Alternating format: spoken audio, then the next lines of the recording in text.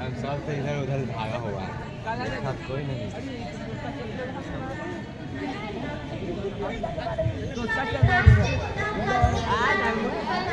इसी पास जा रहे हैं।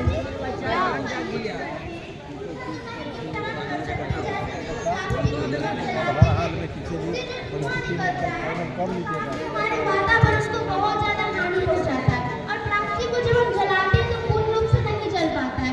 जब हम उसको मिट्टी के अंदर दबाते हैं तो वो हमारे मृदा प्रदूषण मतलब मिट्टी को भी दूषित कर देता है। मतलब ये हमारे मतलब ये किसी भी अंदर से हमारे लिए जरूरतमंद नहीं है। ये सारी उनमें हार्मफुल पहुंचाता है। तो प्लास्टिक एक हमारी आवश्यक बन गई कि कहीं भी हम चाहते हैं तो हमें प्लास्टिक में ही सारा सामान मिलता है। तो ये हमारी जरूरत है। तो ये तो पूरा डिस्ट्रॉय नहीं हो सकता, बट हम इसके लिए कुछ काम कर सकते हैं। जैसे में कि हम इसका एक बंडल जब लिए तो जब तक खराब नहीं हो जाए तब तक इसका यूज करें। और जब हम लोग कुछ लिक्विड सामान लेते हैं, जैसे कि हम समोसा की दुकान पर गए तो समोसा हम लोग को मिला, उसका जो उसका रस मिलता है वो हमें प्लास्टिक में देता है। और वो जो रस रहता है वो गर्म रहता है।